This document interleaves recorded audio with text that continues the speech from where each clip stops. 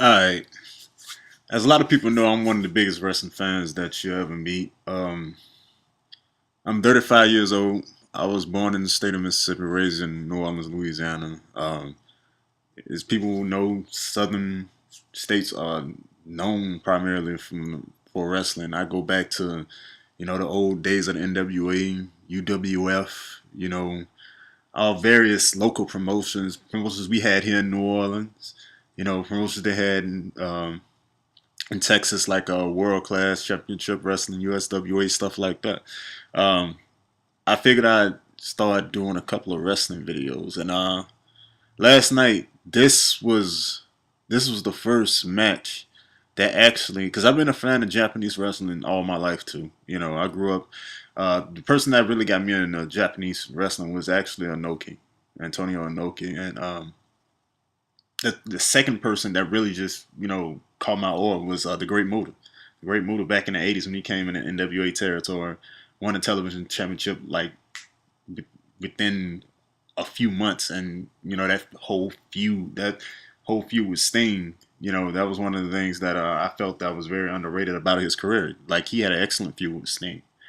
Um, But all that being said, I've been a fan of Japanese wrestling. I've been a fan of New Japan, All Japan Wrestling, FMW back in the days. Their promotion was the precursor to ECW. A lot of people don't know that, but last night was the first time I actually felt the need to actually subscribe to New Japan World. Usually I watch a stream, I'll catch it or whatever, but this match made me want to do it because I've been a fan of Kenny Omega since pre ROH. Like, no bullshit. Back when he had the curly hair and everything else, he reminded me of like a young Chris Jericho, and he had the Ken Street Fighter Hadouken and everything. I've been a fan of Kenny Omega. This is 2007, well over 10 years now. I've been a fan of Kenny Omega, and Okada.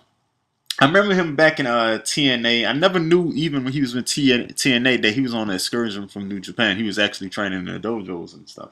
But I knew the first match at the beginning of the year, Wrestle Kingdom, was going to be an outstanding match because I knew what Kenny Omega could do.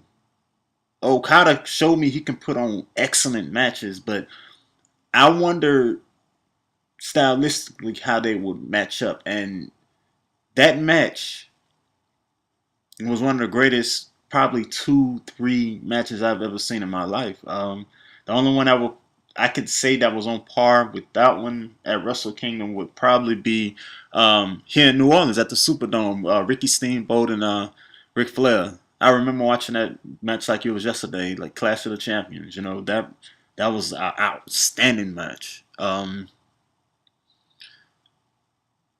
Last night surpassed both of them.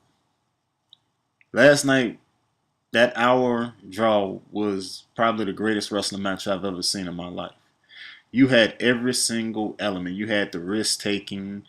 You had psychology. You had the focus on Okada's knees. You had selling. You had interference without interference. When I mean that, the Bucks were all, if people paid attention, the Bucks were there the whole match. Young Bucks were out there the whole match. The Bullet Club came down with the Cody thing, and that's building psychology, because having you think that Cody's gonna throw in the towel and have Omega basically lose this match, that builds on the people's psyche, and you see Kenny's face right before he mounted his comeback. You know what I'm saying? So psychology was there. The selling, everything was on point. They didn't really botch much at all. There was little things about this match that you can kind of be ticky-tack about, but there's little things about every match you can be ticky-tack about. There's nothing about this match I would just classify as like a major, oh no, you can't do this in a match. This was an excellent, excellent, excellent match, and I will go on record in saying, as far as, like I said, I've been a wrestling fan for all my life, all 35 years. I can remember back being 3 years old, waking up early Saturday morning, well, going to sleep late on Friday evenings watching TBS, waking up early Saturday mornings watching TBS, and 5 o'clock on Saturday afternoons watching TBS. Catching the WWF. Here in Memphis, watching wrestling in Memphis. I've been a wrestling fan all my life. This was the greatest match I've ever seen in my life, hands down, bar none. No exclusions. I never thought I would see a match put on par with what Steamboat and Flair did. I never thought I would see a match put on par with them in any of their matches. Because as everybody know, they had a trilogy. I think it was back in what 89, 90 that just basically set the standards. And even before then, back in the early 80s and late 70s, they had matches that I've seen. But I never thought I would see anybody um, actually have the chemistry to put on those type of matches today, especially an hour time limit. Like that doesn't happen anymore. Last time I seen like an hour time limit was probably Samoa Joe and CM Punk back in ROH. Like those don't. They're very rare. They're very very rare. And to have it happen today was like amazing. It did justice for everything that was the match was trying to accomplish. Basically, everything the match was trying to accomplish, that draw did. I mean, everybody thought Kenny Omega was going to win the championship, but he didn't win the championship. Okada didn't lose the championship, so there was no nobody was losing face. Basically, you didn't make your champion weaker, you didn't make your challenger weaker, and then you implemented, should I say, Cody Rhodes into this little triangle here. You're adding a new face. You got Tanahashi looking like he's gonna be feuding with Naito for at least another match or two.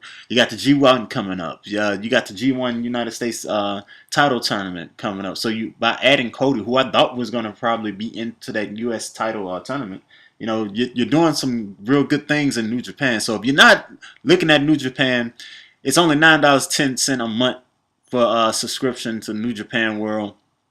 Um, they're putting on way better matches than anybody right now. Way better.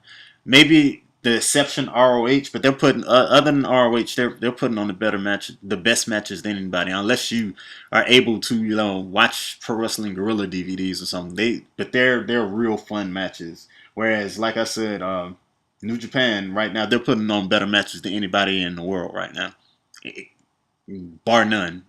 Not even excluding WWE. But you have a chance to see this match, I recommend seeing it. It is a must-see match. They're Both of their matches this year are my top two matches of the year thus far. Like I'm not gonna lie to you, I'm not gonna sugarcoat it.